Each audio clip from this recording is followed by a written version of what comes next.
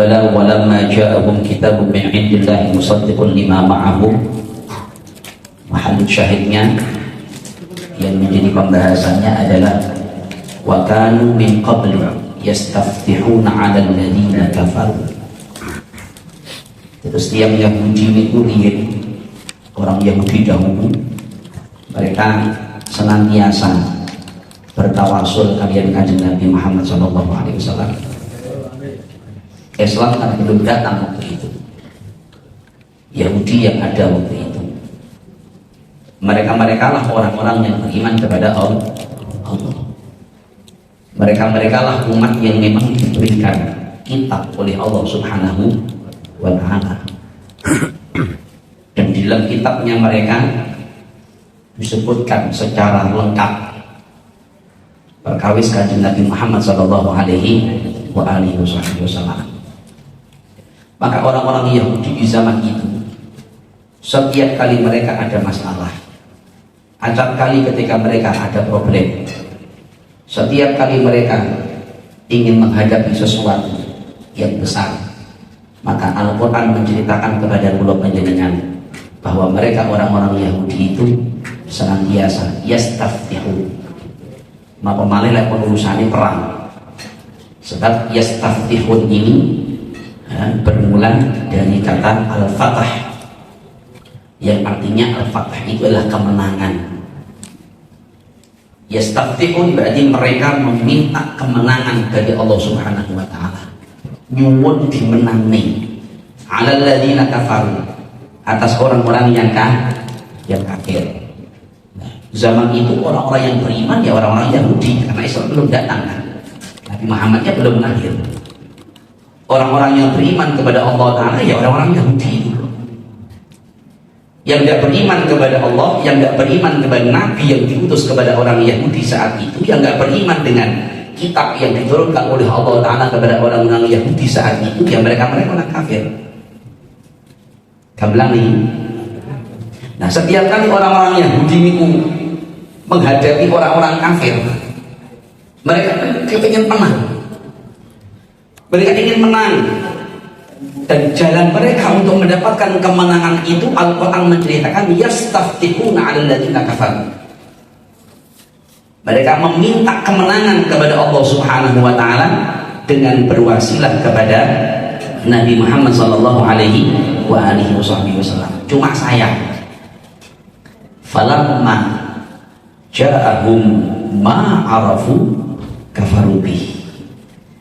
Tatkala orang-orang Yahudi, ya, generasi berikutnya, anak turunnya mereka yang dahulu bertawasul dengan Nabi Muhammad SAW, ketika Nabi Muhammad sudah lahir, sudah diutus oleh Allah Ta'ala, mereka sudah mengetahui ternyata orang-orang Yahudi itu kafarubi, mereka kufur kepada Nabi Muhammad SAW.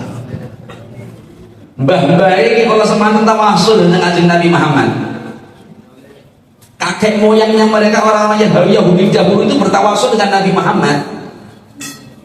Tetapi anak keturunannya daripada orang-orang Yahudi niki, nalikane kanjeng Nabi pun lahir pun diutus kali Allah Subhanahu wa ta'ala, lan delalah kanjeng Nabi Muhammad niki bukan dari kalangan Bani Israel, tetapi Nabi Muhammad dari kalangan bangsa Arab. Akhirnya mereka farubi, mereka kufur. Jadi lek wong Yahudi saat ini benci karo wong Arab itu wis tulisane ngoten, settingan pabrike pun ngoten niku pancen. Nggih, paham nggih? Dipun asli ngoten niku. Mula nganti-nganti. Kalau sekarang ada oknum-oknum yang hendak menyeret kita untuk benci kepada Arab, hati-hati. Saya sering mengingatkan bahwa benci kepada Arab itu ujung-ujungnya adalah kita hendak dibuat benci kepada Nabi Muhammad SAW. Jelas ya? Pegang itu wasiatnya Nabi SAW kepada sahabat sinten? Halo, Nabi pernah berpesan kepada seorang sahabat yang notabene dia bukan orang Arab. Sahabat sinten? Salman Al-Farisi. Nabi katakan, ya Salman, wahai Salman, la tabghuduni, jangan kamu benci kepada aku. Sahabat Salman bingung, ya Rasulullah, bagaimana saya bisa benci kepada panjenengan? Wong jenengan sampun dawuh piyambak bahwa saya ini termasuk keluarga panjenengan karena besarnya kecintaan saya kepada panjenengan. Enggak semua loh sahabat itu diakui oleh Nabi Shallallahu Alaihi Wasallam sebagai bagian daripada keluarganya. Tetapi sahabat Salman adalah di antara yang diakui oleh Nabi Shallallahu Alaihi Wasallam menjadi bagian daripada keluarganya pun kanjeng Nabi. Nabi berkata, Salman minna ahlal bait. Salman itu termasuk bagian dari kami keluarga. Padahal dia orang Arab, bukan keluarga kanjeng Nabi, tapi diakoni oleh kanjeng Nabi. Karena saking besarnya cintanya beliau kepada Nabi Shallallahu Alaihi Wasallam. Tapi Nabi berpesan, jangan benci kepada saya ya kamu. Begitu. Nah, sahabat Salman tanya, ya Rasulullah, bagaimana saya bisa benci kepada panjenengan? Wong panjenengan sampun dawuh piyambak lek kula niki jenengan takoni dados keluargane panjenengan krana saking gedine mahabbah kula kedhateng panjenengan. Maka Nabi mengatakan, berikan warning kepada sahabat Salman, tabghudul Arab fatabghuduni. Kamu gak bakal akan langsung benci kepada saya, gak mungkin itu. Sebagaimana panjenengan orang-orang non Arab niki, khususnya wong Indonesia niki, jenengan gak bakal kalau ada orang mengajak panjenengan langsung benci kepada Nabi Muhammad, gak bakal panjenengan mengiyakan, gak bakal ya akan mengikuti, insyaallah badan. Kalau itu langsung kepada Nabi Muhammad. Tetapi kalau perlahan, kalau panjenengan diajak untuk benci dengan Arab, nanti mungkin propaganda digulirkan kepada pulau panjenengan. Mereka katakan jubah, mereka katakan tentang jenggot, mereka katakan tentang sorban, mereka katakan tentang banyak hal. Maka dengan itu pada akhirnya dawuh kanjeng Nabi indikasi bahwa engkau akan membenci kepada Nabi Muhammad sallallahu alaihi wasallam. Mula ketah ngatos. Orang Yahudi dahulu meminta pertolongan kepada Allah Ta'ala, berwasilah kepada Nabi Muhammad sallallahu alaihi wasallam. Maka kita teringat satu kisah seorang sahabat Nabi sallallahu alaihi wasallam yang diangkat oleh Nabi sallallahu alaihi wasallam sebagai panglima perang, Sayyiduna Khalid ibn Walid radhiyallahu taala anhu. Sayyidina Khalid sebagai sang panglima saat itu, setiap kali beliau memimpin peperangan, para sahabat radhiyallahu taala anhum jarang mendapatkan kekalahan, selalu mendapatkan kemenangan. Setiap kali beliau memimpin peperangan selalu mendapatkan kemenangan dari Allah Subhanahu wa taala. Sampai satu ketika sahabat Khalid bin Walid bersama dengan para tentaranya diberangkatkan oleh Nabi sallallahu alaihi wasallam untuk menuju ke salah satu peperangan.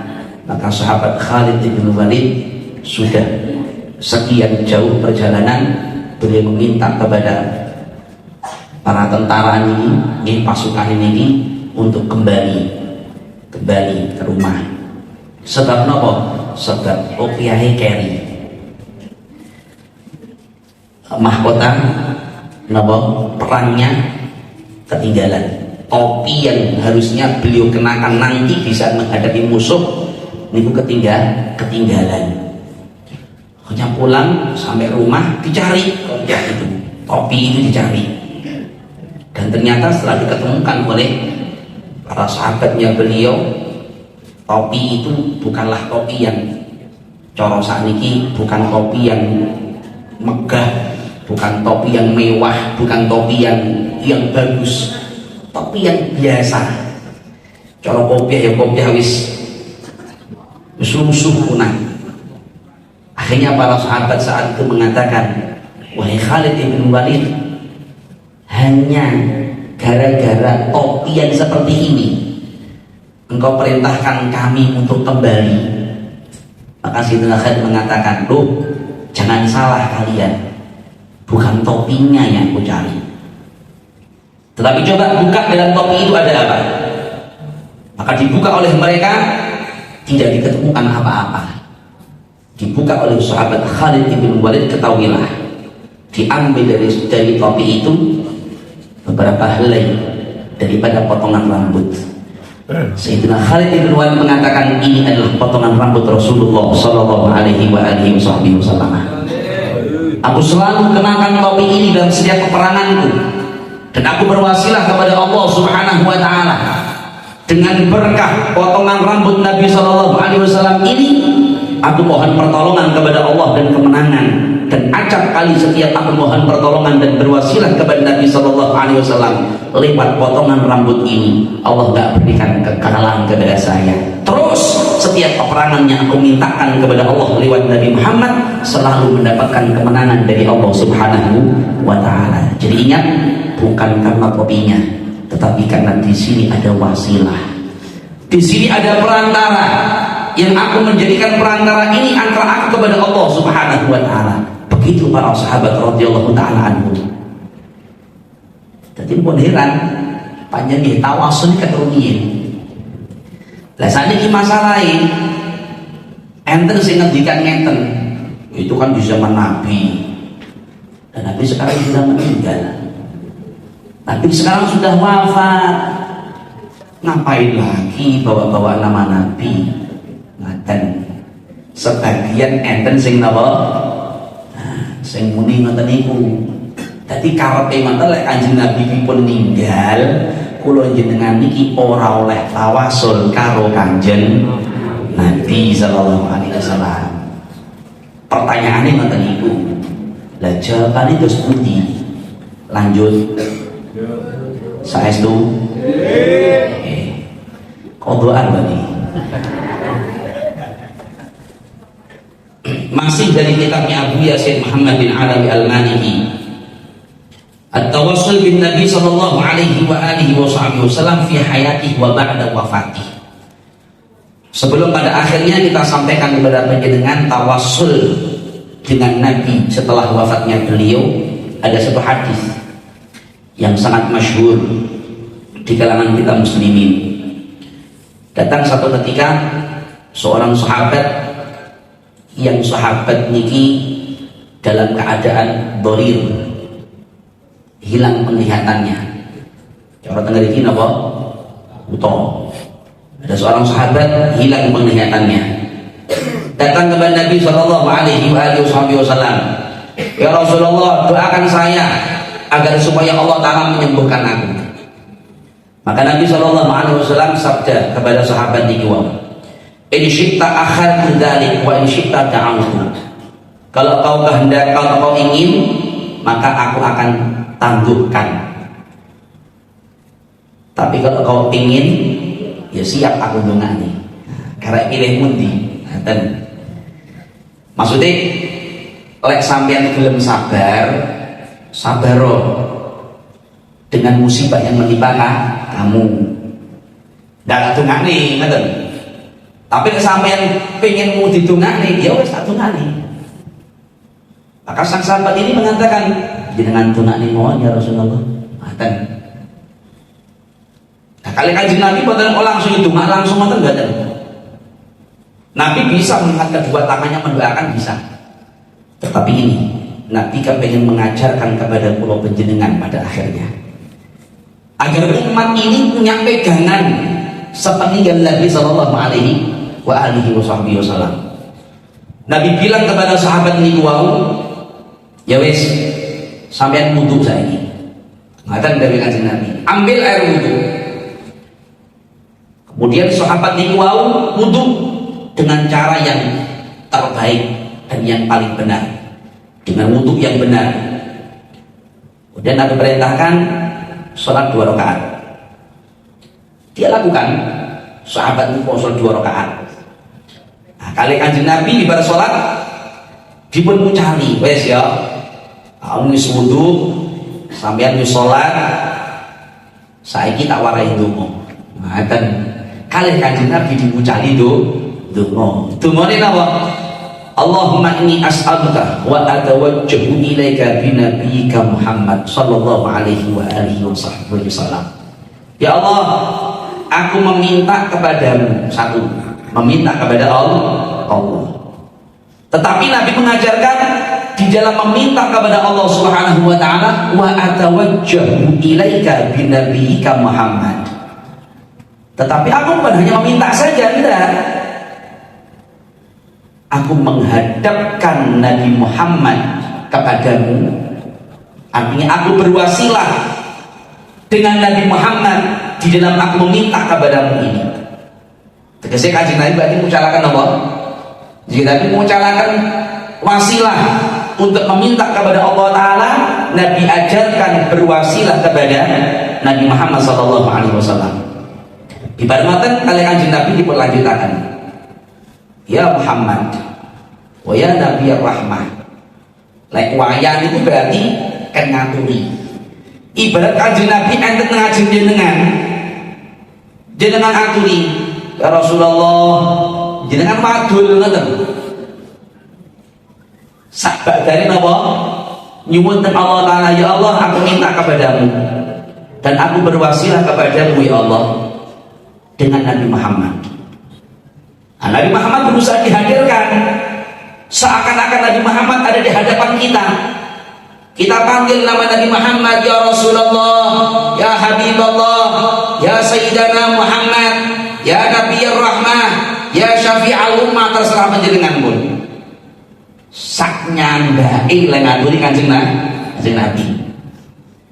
Ya Rasulullah, ya Nabi Allah, kata inni atawajjahu bika ila rabbik. Duh Kanjeng Nabi, kula niki wasilah datang panjenengan, kelawan panjenengan datang Allah Subhanahu wa taala. Ngaten. Ya Rasulullah, kula niki dadosaken panjenengan niku wasilah kula datang Allah Subhanahu wa taala. Aku jadikan engkau ya Rasulullah sebagai wasilah saya kepada Allah Subhanahu wa taala. Fi hajati hadihi, supaya terkabul hajatku ini. Kemudian disebutkan hajatnya. Intinya ngoten iki. Dadi niki mangke jenengan kondur